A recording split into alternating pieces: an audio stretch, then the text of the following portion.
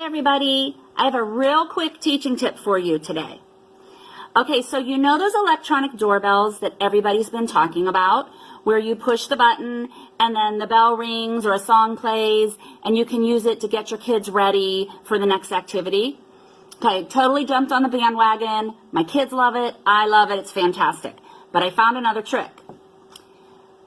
My teaching bestie teaches across the hall, and we got ourselves a second doorbell.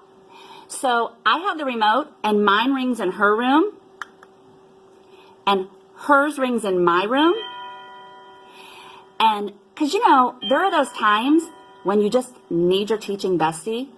And so when we hear the doorbell ring in our room, that means I need you to come to the door right now because I got to show you something immediately. Might be something you want to think about. 2 separate doorbells for 2 separate things.